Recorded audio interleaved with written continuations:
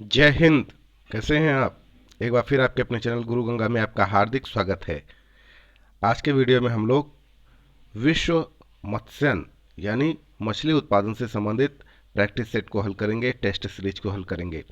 इससे संबंधित प्रश्न विभिन्न प्रतियोगी परीक्षाओं में पूछे जाते हैं। बड़ा इंपॉर्टेंट टॉपिक है ये, तो आप वीडियो को अंत तक जरूर देखें और चैनल पर नए हैं तो चैनल को सब्सक्राइब करके बेल आइकन को जरूर प्रेस कर दीजिए ताकि प्रत्येक इंपॉर्टेंट वीडियो की नोटिफिकेशन आपको भी समय से मिलती रहे। तो चलिए शुरू करते हैं आज की इंपॉर्टेंट कक्षा।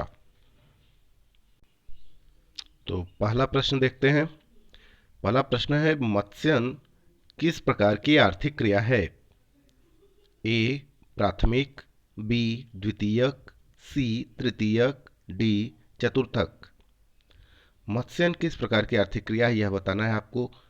आप भी उत्तर देने का प्रयास करें ताकि आपको भी पता लगे कि आपकी तैयारी कितनी हो चुकी है और कहाँ कमियां रह गई हैं जिसको आपको सही कर लेना है। तो बताएं किस प्रकार की आर्थिक क्रिया है। प्राथमिक बिल्कुल सही उत्तर है। व्यापारिक रूप से मत्स्य पालन का व्यवसाय क्या कहलाता है? ए विटिकल्चर, बी एपीकल्चर, सी सेरिकल्चर, डी पीसीकल्चर। व्यापारिक रूप से मत्स्य पालन का व्यवसाय क्या कहलाता है? जी हाँ, पिछली वीडियो में भी हम लोगों ने बात की थी। पीसीकल्चर, डी बिल्कुल सही उत्तर है। नीली क्रांति निम्न में से किससे संबंधित है? देखिए, इस तरह की नीली क्रांति, श्वेत क्रांति, लाल क्रांति, इस पे आधारित हमने वीडियो बना रखा है। उसके लिंक भी इस वीडियो के डिस्क्रिप्शन बॉक्स में दिए गए हैं। आप वहाँ पे डिटेल में ऐसी क्रांतियों के बारे में पढ़ सकते हैं, देख सकते हैं। बताइए, नीली क्रांति निम्न में से किससे संबंधित है? ए नील की खेती, बी मत्स्य पालन, सी अंतरिक्ष अनुसंधान, डी इनमें से कोई नहीं। तो नीली क्रांति का संबंध है मत्स्य पालन से। किससे? मत्स्य पालन से। प्लैंकटन है, आपको बताना है प्लैंकटन क्या है। ए वन, बी कृत्रिम उपग्रह, सी धूमकेतु, डी समुद्री मछलियों का भोजन। प्लैंकटन का नाम आपने शायद सुना हो, नहीं सुना है तो आप बताएं। जी हाँ, समुद्री मछलियों के भोजन को प्लैंकटन कहते हैं ना। प्लैंकटन है समुद्री मछलियों का भोजन। हेरिंग पॉन्ड के नाम से जाना जाता है। हेरिंग पॉन्ड के नाम से जाना जाता है, किससे जाना जाता है वह आपको बताना है। ए हिंद महासागर, बी अटलांटिक महासागर, सी प्रशांत महासागर, डी आर्कटिक महासागर। तो सही उत्तर क्या होगा? अटलांटिक महासागर बिल्कुल सही है। मछलियों का सबसे अधिक केंद्रीकरण छिछले तटीय जल में पाया जाता है क्योंकि इन भागों में सहयोगी कारक है। ए स्वच्छ जल, बी गर्म जल, सी अत्यधिक प्लैंकटन, डी समुद्री जल धाराओं से सुरक्षा। तो क्या सही है? हाँ, मछलियों का सबसे अधिक केंद्रीकरण छिछले तटीय जल में पाया जाता है क्योंकि इन भागों में अत्यधिक प्लैंकटन है ना, सहयोगी कारक है। अत्यधिक प्लैंकटन पाया जाता है, ठीक ना। आगे चलिए। मत्स्य उद्योग के विशेष रूप से उत्तरी गोलार्ध में ही विकसित होने का कारण है। तो एक चीज तो पहले ये क्लियर हो गई कि मत्स्य उद्योग जो है सर्वाधिक उत्तरी गोलार्ध में ही विकसित हुआ है ना। उसका कारण क्या है यह जानने के लिए आप देखें इस प्रश्न को। ए स्थल खंडों की अधिकता है, बी उथले सागर हैं, सी गर्म एवं ठंडी जलधाराओं का सम्मिलन है, और डी कहता है उपर्युक्त सभी। तो क्या सही है? देखिए, ये ऊपर के जो तीनों कारक हैं, है ना, स्थल खंडों की अधिकता, उथले सागर, गर्म एवं ठंडी जलधाराओं का सम्मिलन, यह सब मत्स्य उद्योग के उत्तरी गोलार्ध में ही विकसित होने के कारण है। मतलब उपर्युक्त सभी वाला जो ऑप्शन है वह बिल्कुल सही है। संसार के प्रमुख मत्स्य ग्रहण क्षेत्रों में सम्मिलित नहीं है। ए उत्तर पश्चिम अटलांटिक महासागर, बी उत्तर पश्चिम प्रशांत महासागर, सी उत्तर पूर्वी अटलांटिक महासागर, डी दक्षिणी हिंद महासागर। संसार के प्रमुख मत्स्य ग्रहण क्षेत्रों में सम्मिलित नहीं है, आपको बताना नहीं वाला। बताएं। जी हाँ, दक्षिणी हिंद महासागर बिल्कुल सही उत्तर है। विश्व का लगभग एक तिहाई मत्स्य उत्पादन प्राप्त होता है। कहाँ से होता है वह बताना है आपको। ए कहता है उत्तर पूर्व अटलांटिक महासागर से, बी कहता है उत्तर पश्चिम अटलांटिक महासागर से, सी कहता है उत्तर पश्चिम प्रशांत महासागर से, डी कहता है दक्षिण पूर्व प्रशांत महासागर से।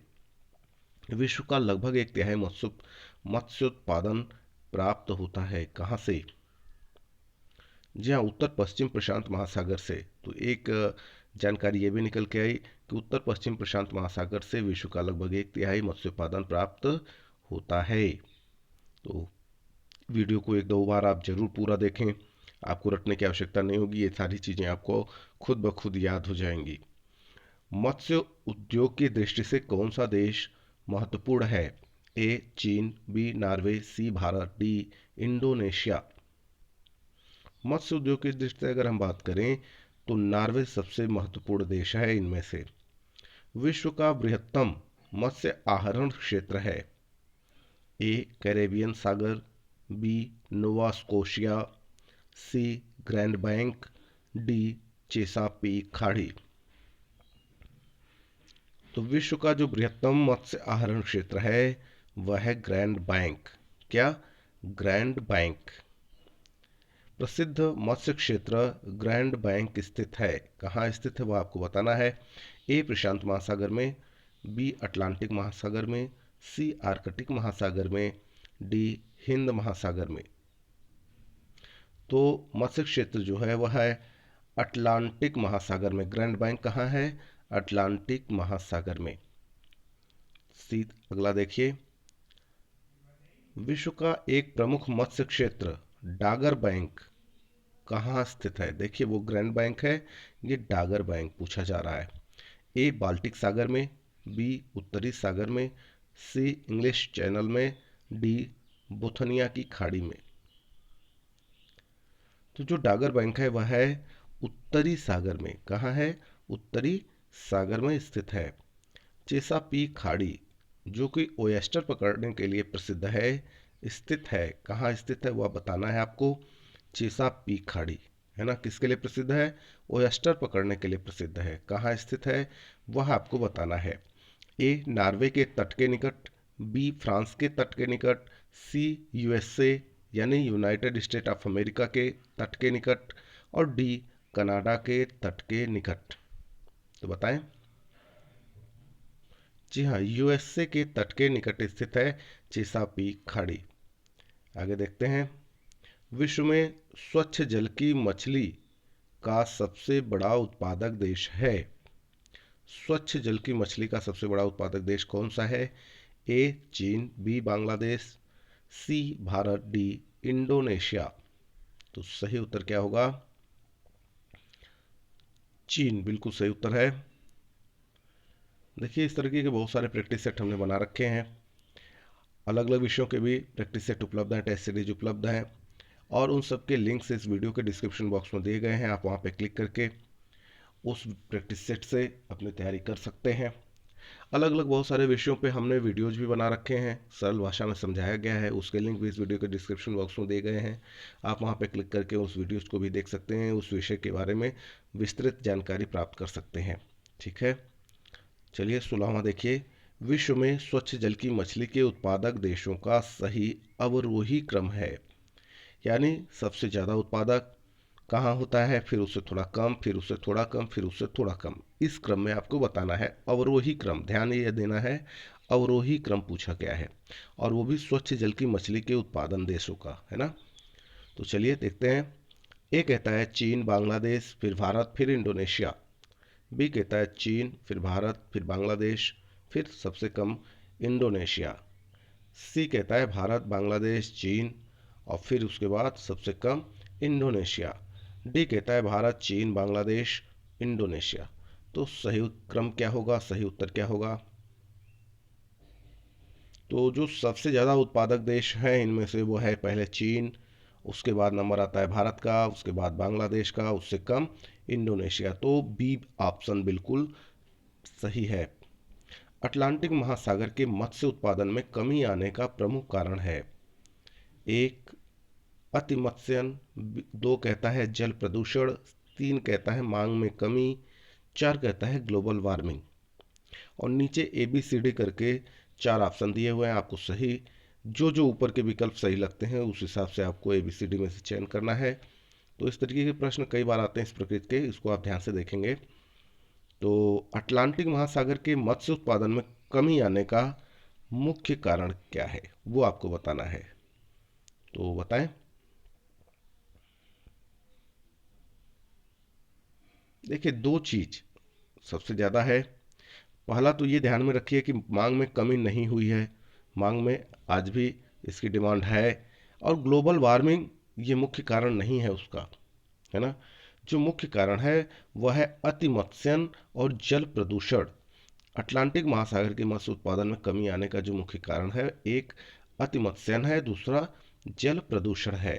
तो इसका मतलब हुआ कि उत्तर है ए, है ना, 1 और 2। ठीक है, बात समझ में आ गई होगी। आगे चलते हैं। मत्स्य ग्रहण क्षेत्र अधिकतर उच्च अक्षांशों में स्थित होते हैं, इसका कारण है, क्या कारण है वह आपको बताना है। एक कहता है तटरेखा का अत्यधिक लंबा होना, 2 कहता है महाद्वीपीय मग्न तटों का अधिक विस्तार, 3 कहता है सागरीय जल के तापमान का 20 डिग्री सेंटीग्रेड से कम होना, और 4 कहता है कम जनसंख्या। अब आपको सही उत्तर बताना है। तो मत्स्य ग्रहण क्षेत्र अधिकतर उच्च अक्षांशों में स्थित होते हैं, इसका कारण है। और उस कारण को इन चारों में से ढूंढना है। और नीचे फिर एक ए बी सी डी करके 4 ऑप्शन दिए हुए हैं, है ना। तो आपको मैच कराना है कि इनमें से क्या सही है। तो चलिए देखते हैं। देखिए, तट रेखा का अत्यधिक लंबा होना एक कारण तो ये भी है। महाद्वीपीय मग्न तटों का अधिक विस्तार एक कारण ये भी है। सागरीय जल के तापमान का 20 डिग्री सेंटीग्रेड से कम होना यह भी कारण है। मत्स्य ग्रहण क्षेत्र अधिकतर उच्च अक्षांशों में स्थित होते हैं, इसका कारण ये तीनों है। कम जनसंख्या यह उसका कारण नहीं है। मतलब 1 2 3, 1 2 3 जिसमें है वही ऑप्शन बिल्कुल ठीक है। तो आप देख रहे हैं 1 2 3 इसी में है, ए बिल्कुल सही है। आप अभ्यास करेंगे, ऐसे प्रश्नों को लिखकर आप अभ्यास करें अपने कॉपी पे तो ज़्यादा अच्छा होगा। 19वां देखिए, उष्णकटिबंधीय महासागरों में मत्स्य उद्योग का विकास काफ़ी कम हुआ है, इसका कारण है ए मांग की कमी, बी छिछले सागरों का अभाव, सी संरचनात्मक सुविधाओं का अभाव, डी उपर्युक्त सभी। तो आपको बताना है उष्णकटिबंधीय महासागरों में मत्स्य उद्योग का विकास काफ़ी कम क्यों हुआ है, क्या कारण है, बताएं। तो उसका कारण जो है उस मांग में कमी भी है, छिछले सागरों का अभाव भी है, और संरचनात्मक सुविधाओं का अभाव भी है ना। ये तीनों कारण हैं। इसी वजह से जो इस प्रश्न का उत्तर है वह है उपर्युक्त सभी, ठीक ना। ये ऊपर के तीनों। आगे चलिए। ग्रैंड बैंक है ए ग्रेट ब्रिटेन का सुरक्षित खाद्य भंडार, बी संयुक्त राज्य अमेरिका का केंद्रीय बैंक, सी गल्फ स्ट्रीम तथा लेब्राडोर धाराओं का संगम स्थल, और डी इंग्लिश चैनल के दोनों तट। ग्रैंड बैंक क्या है, अभी ऊपर आप पढ़ रहे थे, है ना, ग्रैंड बैंक ग्रैंड बैंक। तो आपको भी लगता रहा होगा कि आखिर है क्या, है ना। तो बताएं ग्रैंड बैंक क्या है। जी हाँ, बिल्कुल सही उत्तर है आपका। गल्फ स्ट्रीम तथा लेब्राडोर धाराओं का संगम स्थल ही क्या कहलाता है, ग्रैंड बैंक, ग्रैंड बैंक, ठीक है। तो चलिए, यह कक्षा पूरी हुई। यदि यह वीडियो आपको पसंद आता है तो इसे लाइक जरूर करें, अपने मित्रों में शेयर करना ना भूलें, और अपने बहुमूल्य सुझाव हमको कमेंट बॉक्स में देते रहें। चैनल पर नए हैं तो चैनल को सब्सक्राइब करके बेल आइकन को प्रेस कर दीजिए, ताकि प्रत्येक इंपॉर्टेंट वीडियो की नोटिफिकेशन आपको भी समय से मिलती रहे। और फिर मिलते हैं अगले इंपॉर्टेंट वीडियो में, तब तक के लिए आप सभी लोगों को जय हिंद।